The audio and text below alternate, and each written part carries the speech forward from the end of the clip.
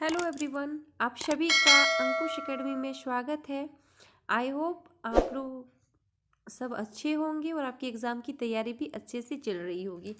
अभी फेस्टिवल का सीज़न था जिसकी वजह से मैं रेगुलर वीडियो नहीं बना पा रही थी। इसी की वजह से वीडियो कंटिन्यू नहीं अपलोड हो पाया है। मैं कोशिश करूँगी कि पर डे वीडियो आए, और अगर वीडियो अच्छा लगे तो चैनल को सब्सक्राइब कीजिएगा और शेयर कीजिएगा। तो आज का क्लास में हम लोग जानेंगे भारत का संविधान एवं राज्य व्यवस्था। और ये जो पॉइंट वाइज दिया हुआ है ये डीएसपी पाठशाला बुक का है, जो कि आप लोग के डिमांड पे ही इस चैप्टर को कराया जा रहा है। तो उम्मीद करते हैं आपको ये वीडियो पसंद आए। तो चलिए शुरू करते हैं। फर्स्ट पॉइंट है 1757 में प्लासी का युद्ध। प्लासी का युद्ध जो हुआ था वो कब हुआ था? 1757 ईस्वी में हुआ था। अंग्रेजों की विजय तथा विशेष रूप से 1764 में बक्सर के युद्ध में सफलता। और ये जो बक्सर का युद्ध है वो 1764 ईस्वी में हुआ था। तो बक्सर के युद्ध में सफलता के बाद भारत में लिखित तथा विधायिका ब्रिटिश संसद द्वारा पारित कानून के अनुसार शासन को संचालित करने का मार्ग प्रशस्त हुआ। इसमें इस पॉइंट से ये सब आता है कि प्लासी का युद्ध और बक्सर के युद्ध के बाद जो अंग्रेज लोग को सफलता मिला, उसके बाद भारत में लिखित और विधायिका ब्रिटिश सांसद द्वारा पारित कानून के अनुसार शासन करने का संचालित करने का एक रास्ता बन गया। नेक्स्ट पॉइंट है ब्रिटिश प्रधानमंत्री लॉर्ड नॉर्थ द्वारा 1772 ईस्वी में गठित गुप्त समिति के प्रतिवेदन पर 1773 में ब्रिटिश संसद द्वारा रेगुलेटिंग एक्ट पारित किया गया। ये बहुत बार क्वेश्चन बना है कि रेगुलेटिंग एक्ट कब पारित हुआ है, तो 1773 ईस्वी में। कब? 1773 ईस्वी में ये पारित हुआ है। नेक्स्ट पॉइंट है 1773 के रेगुलेटिंग एक्ट के तहत कोलकाता में सर्वोच्च न्यायालय की स्थापना की गई। कोलकाता में जो सर्वोच्च न्यायालय की स्थापना की गई है वो किस एक्ट के तहत? तो 1773 के रेगुलेटिंग एक्ट के तहत किया गया है। और इस न्यायालय में एक मुख्य न्यायाधीश तथा 3 अपर न्यायाधीश होते थे। और ये जो कोलकाता में सर्वोच्च न्यायालय की स्थापना की गई उसमें एक मुख्य न्यायाधीश और 3 अपर न्यायाधीश होते थे। नेक्स्ट पॉइंट है 1773 के रेगुलेटिंग एक्ट द्वारा वारन हेस्टिंग को बंगाल का गवर्नर जनरल बनाया गया। बंगाल का पहला जो गवर्नर जनरल था वो कौन था? वारन हेस्टिंग। कौन था? वारन हेस्टिंग। नेक्स्ट है चार्टर अधिनियम 1813 के द्वारा कंपनी के व्यापारिक अधिकार समाप्त कर दिया गया। ये चार्टर अधिनियम जो 1813 है इसके द्वारा कंपनी का जो व्यापारिक अधिकार था कंपनी पर वो समाप्त कर दिया गया। नेक्स्ट है चार्टर अधिनियम 1813 के द्वारा ईसाई मिशनरियों को भारत में धर्म प्रचार की अनुज्ञा दी गई। साथ ही भारत की शिक्षा पर 1 लाख रुपए का वार्षिक धनराशि के व्यय का प्रावधान किया। तो किस अधिनियम के द्वारा? तो चार्टर अधिनियम 1813 के द्वारा। नेक्स्ट है चार्टर अधिनियम 1833 द्वारा बंगाल का गवर्नर जनरल को भारत का गवर्नर जनरल कहा जाने लगा। ये भी एग्जाम में क्वेश्चन बना है, किस अधिनियम के द्वारा बंगाल का गवर्नर जनरल को भारत का गवर्नर जनरल कहा जाने लगा? तो चार्टर अधिनियम 1833 के द्वारा। नेक्स्ट पॉइंट है चार्टर अधिनियम 1833 द्वारा विलियम बेंटिंग को भारत का प्रथम गवर्नर जनरल बनाया गया।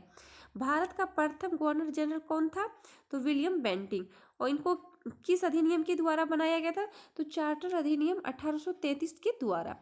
नेक्स्ट पॉइंट है 1833 के अधिनियम द्वारा भारत में केंद्रीकरण का प्रारंभ किया गया तथा भारत में प्रचलित सभी रूढ़ियों तथा प्रथाओं को संहिताबद्ध करने के लिए एक आयोग का गठन किया गया। इस आयोग का प्रथम अध्यक्ष लॉर्ड मैकाले को नियुक्त किया गया। इस आयोग का जो प्रथम अध्यक्ष थे वो कौन थे? Lord Macaulay. नेक्स्ट पॉइंट है चार्टर अधिनियम 1853 के द्वारा विधायिकी कार्यों को प्रशासनिक कार्यों से पृथक किया गया। तो वो किस अधिनियम के द्वारा? तो चार्टर अधिनियम 1853 के द्वारा विधायिकी कार्यों का जो था वो प्रशासनिक कार्यों के द्वारा अलग किया गया।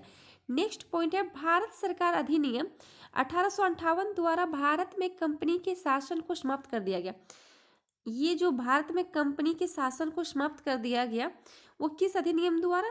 तो भारत सरकार अधिनियम 1858 ईस्वी के तहत। तथा शासन का उत्तरदायित्व ब्रिटिश सरकार को सौंप दिया। और इसका जो शासन का उत्तरदायित्व किसको सौंप दिया गया? तो ब्रिटिश सरकार को सौंप दिया गया। नेक्स्ट पॉइंट है, भारत सरकार अधिनियम 1858 द्वारा भारत के गवर्नर जनरल का नाम बदलकर वाइसराय कर दिया।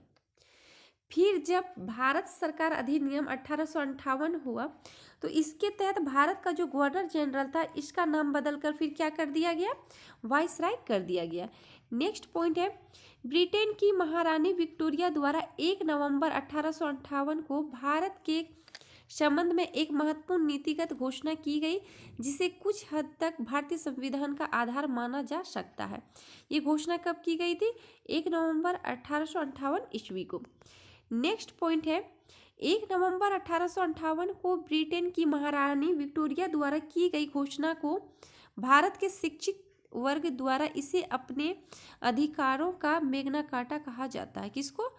तो ये भारत के शिक्षित वर्गों के द्वारा ही मैग्ना कार्टा कहा जाता है। नेक्स्ट पॉइंट है, भारत सरकार अधिनियम 1909 को मार्ले मिंटो सुधार के नाम से जाना जाता है। ये मार्ले मिंटो सुधार कब हुआ था? 1909 ईस्वी में। नेक्स्ट पॉइंट है, भारत सरकार अधिनियम 1909 द्वारा सर्वप्रथम पहली बार पृथक निर्वाचन व्यवस्था का प्रारंभ किया गया। पहली बार जो पृथक निर्वाचन व्यवस्था का प्रारंभ किया गया वो कब किया गया था?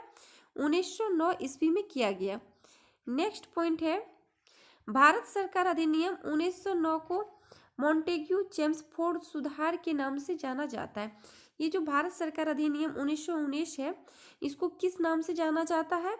तो मॉन्टेग्यू चेम्सफोर्ड सुधार के नाम से भी जाना जाता है।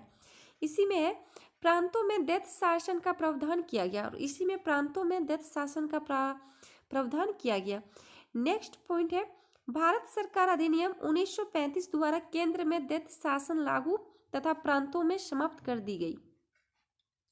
ये जो भारत सरकार अधिनियम है 1935 इसके द्वारा केंद्र में दैत्य शासन लागू कर दिया गया और प्रांत में ये जो शासन था उसको समाप्त कर दिया गया और प्रांतों को स्वायत्तता दी गई।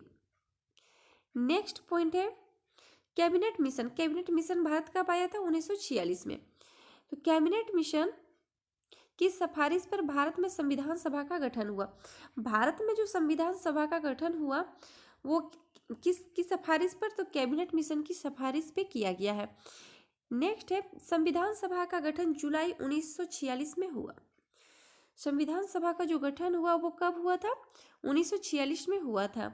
नेक्स्ट पॉइंट है, 31 अक्टूबर 1947 को संविधान सभा का पुनर्गठन हुआ। संविधान सभा का जो पुनर्गठन हुआ वो कब हुआ? 31 अक्टूबर 1947 को हुआ। नेक्स्ट पॉइंट है, संविधान सभा में कुल सदस्यों की जो संख्या थी वो कितनी थी? 389 थी। नेक्स्ट है, संविधान के मूल मसौदों पर 284 सदस्यों के हस्ताक्षर थे।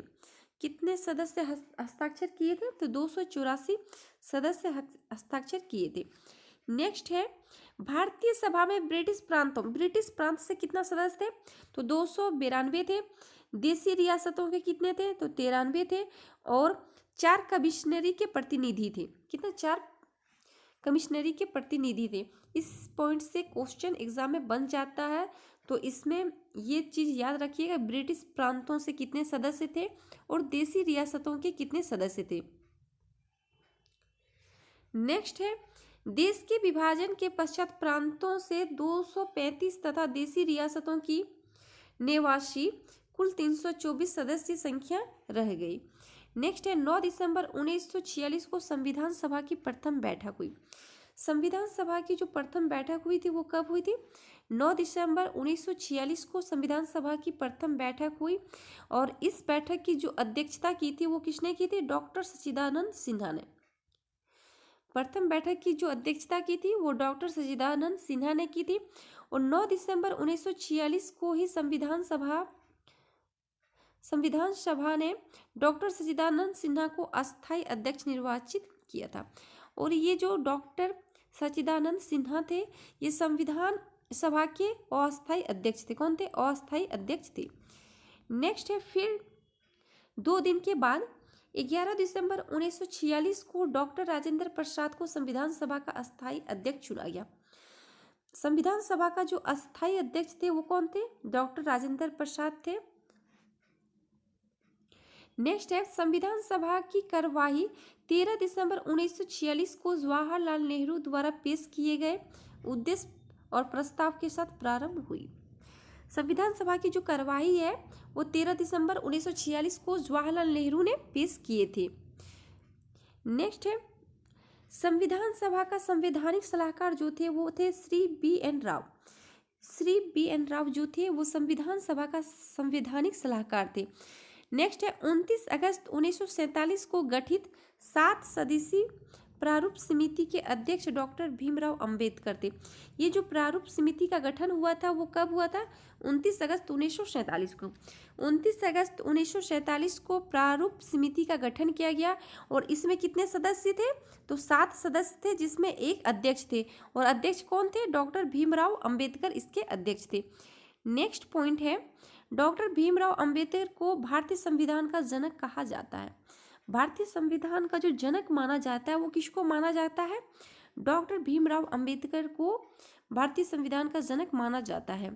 नेक्स्ट है, संविधान सभा के प्रारूप पर टोटल जो कितने दिन बहस हुई? 114 दिन बहस हुई। कितने? 114 दिन बहस हुई। नेक्स्ट है, 26 नवंबर 1949 को भारतीय संविधान को पारित एवं अंगीकार किया गया। 26 नवंबर 1949 को भारतीय संविधान को पारित और अंगीकार किया गया। नेक्स्ट है, 26 जनवरी 1950 को संपूर्ण संविधान लागू हुआ। भारत में जो संविधान लागू हुआ वो कब हुआ? 26 जनवरी 1950 को संविधान लागू हुआ। और ये पॉइंट हर कोई जानते ही होंगे कि संविधान कब लागू हुआ। नेक्स्ट है, भारतीय संविधान के निर्माण में ये जो भारतीय संविधान है इसको बनने में कितना समय लगा? तो 2 वर्ष 11 महीना और 18 दिन लगा। कितना? 2 वर्ष 11 महीना और 18 दिन भारतीय संविधान को बनने में समय लगा। नेक्स्ट है, संविधान सभा के कुल 11 अधिवेशन में 105 बैठकें हुई। टोटल संविधान सभा में 11 अधिवेशन हुआ जिसमें 105 बैठकें हुई। नेक्स्ट है, मूल भारतीय संविधान में 395 अनुच्छेद, 8 अनुसूचियां और 22 भाग थी। कितना थी? 395 अनुच्छेद, 8 अनुसूचियां और 22 भाग थे। अगर अभी वर्तमान में देखा जाए तो 445 अनुच्छेद हैं और 12 अनुसूचियां। कितना? 12 अनुसूचियां हैं। नेक्स्ट है, भारत का संविधान विश्व का सबसे लंबा लिखित संविधान है। भारत का जो संविधान है वो विश्व का सबसे लंबा लिखित संविधान है। इस पॉइंट को याद रखिएगा। नेक्स्ट है, भारतीय संविधान में भारत को राज्यों का संघ कहा गया है। भारतीय संविधान में भारत को क्या कहा गया है? तो राज्यों का संघ कहा गया है। नेक्स्ट है, संघ अर्थात यूनियन शब्द कनाडा के संविधान से लिया गया है। ये जो संघ और यूनियन शब्द लिया गया है वो किस देश के संविधान से लिया गया है? तो कनाडा के संविधान से लिया गया है। नेक्स्ट है, वर्तमान में भारतीय संघ में 28 प्रांत और 8 केंद्र शासित प्रदेश हैं। कितना है? 28 राज्य और 8 केंद्र शासित प्रदेश हैं। नेक्स्ट है, प्रस्तावना जो है, संविधान की प्रस्तावना जो है उसको संविधान की कुंजी कहा जाता है। क्या कहा जाता है? किसको संविधान की कुंजी कहा जाता है? तो प्रस्तावना को कहा जाता है।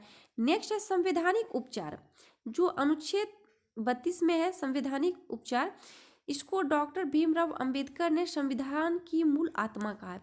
संविधान की मूल आत्मा किसको कहा है? तो संवैधानिक उपचार को कहा है, जिसका उल्लेख अनुच्छेद 32 में किया गया है। नेक्स्ट है, भारतीय संविधान के प्रस्तावना में पंथ निरपेक्ष, समाजवादी और अखंडता शब्द 1976 में 42वें संविधान संशोधन के द्वारा जोड़ा गया है। ये जो भारत के संविधान की प्रस्तावना में पंथ निरपेक्ष, समाजवादी और अखंडता शब्द कब जोड़ा गया है? तो 42वें संविधान संशोधन के द्वारा 1976 में जोड़ा गया है। नेक्स्ट पॉइंट है, 42वें संविधान संशोधन को लघु संविधान कहा जाता है। ये जो 42वें संविधान संशोधन है इसको लघु संविधान कहा जाता है और इस पॉइंट से बहुत बार एग्जाम में क्वेश्चन बना है। नेक्स्ट है भारतीय संसदीय शासन प्रणाली ब्रिटेन के सांसद से प्रभावित है। भारत की जो संसदीय शासन प्रणाली है ये किस देश की संविधान से लिया गया है? तो ब्रिटेन के संविधान से लिया गया है। नेक्स्ट संविधान से लिया गया है तो दक्षिण अफ्रीका के संविधान के संशोधन से। नेक्स्ट पॉइंट है संविधान संशोधन की प्रक्रिया दक्षिण अफ्रीका के संविधान से लिया गया है। ये जो संविधान संशोधन की प्रक्रिया है ये किस देश की संविधान से लिया गया है? तो दक्षिण अफ्रीका के संविधान से लिया गया है। नेक्स्ट है राज्य के नीति निर्देशक तत्व। राज्य के जो नीति निर्देशक तत्व है ये आयरलैंड के संविधान से लिया गया है। कहाँ से लिया गया है? तो आयरलैंड के संविधान से लिया गया है। नेक्स्ट है भारतीय संविधान में मौलिक कर्तव्य सोवियत रूस के संविधान से लिया गया है। ये जो भारतीय संविधान में मौलिक कर्तव्य है ये रूस के संविधान से लिया गया है। नेक्स्ट है सरदार स्वर्ण सिंह समिति के अनुशंसा पर 1976 में 42वें संविधान संशोधन द्वारा मौलिक कर्तव्य को संविधान में जोड़ा गया है। मौलिक कर्तव्य को संविधान में कब जोड़ा गया है? तो 1976 में 42वें संविधान संशोधन के द्वारा। और किस समिति के अनुशंसा पर? तो सरदार स्वर्ण सिंह समिति के अनुशंसा पर ये जोड़ा गया है। नेक्स्ट है भारतीय संविधान में न्यायिक पुनर्लोकन तथा मौलिक अधिकार संयुक्त राज्य अमेरिका के संविधान से लिया गया है। भारतीय संविधान में ये जो न्यायिक पुनरावलोकन और मौलिक अधिकार है ये संयुक्त राज्य अमेरिका से लिया गया है। नेक्स्ट पॉइंट है भारतीय संविधान में आपात उपबंध। ये जो भारतीय संविधान में आपात उपबंध है ये जर्मनी के संविधान से लिया गया है। किस देश के संविधान से लिया गया है? तो जर्मनी के संविधान से लिया गया है।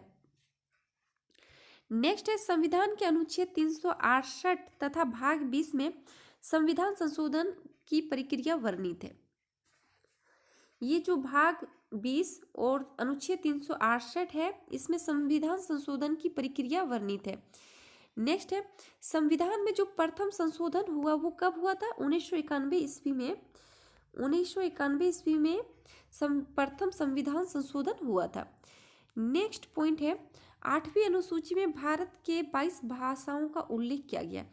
भारत संविधान का जो 8वीं अनुसूची है उसमें 22 भाषाओं का उल्लेख किया गया है। कितनी भाषाओं का उल्लेख किया गया है? तो 22 भाषाओं का उल्लेख किया गया है। नेक्स्ट है 10वीं अनुसूची। जो 10वीं अनुसूची है 10वीं अनुसूची जो है वो दल बदल निरोधक उपबंध से वर्णित है। 10वीं अनुसूची किससे संबंधित है? तो दल बदल निरोधक उपबंध से वर्णित है। नेक्स्ट पॉइंट है संघ सूची, राज्य सूची और समवर्ती सूची का जो संबंध है वो 7वीं अनुसूची से है। किसे? 7वीं अनुसूची से है। नेक्स्ट है संघ सूची में 100 विषय है, समवर्ती सूची में 52 विषय है और राज्य सूची में कितना? 61 विषय है। नेक्स्ट पॉइंट है रक्षा, विदेश, नागरिकता, रेलवे, डाक तार संघ सूची प्रमुख विषय है। ये सब जो है वो संघ सूची का विषय है। कौन सा? रक्षा, विदेश, नागरिकता, रेलवे, डाक, ये सब संघ सूची का विषय है। नेक्स्ट पॉइंट है पुलिस, जेल, कृषि, लोक व्यवस्था तथा स्थानीय ये शासन जो है, स्थानीय शासन, ये सब राज्य सूची का प्रमुख विषय है। किस विषय का है? तो राज्य सूची का प्रमुख विषय है। नेक्स्ट है शिक्षा, वन, परिवार नियोजन, सामाजिक सुरक्षा तथा दंड संहिता समवर्ती सूची का प्रमुख विषय है। ये जो शिक्षा है, वन है, परिवार नियोजन, सामाजिक सुरक्षा, ये सब समवर्ती सूची का प्रमुख विषय है। ये बुक में अच्छा पॉइंट दिया हुआ है। आप इसको रिवीजन की तौर पे भी अच्छा से पढ़ सकते हैं। आज से जो है ये पॉलिटिकल का है, भारतीय संविधान और राज्य व्यवस्था का है। इसका ये पहला भाग है। इसमें हो सकता है 5 पार्ट आए, तो इसको जरूर देखिएगा वीडियो।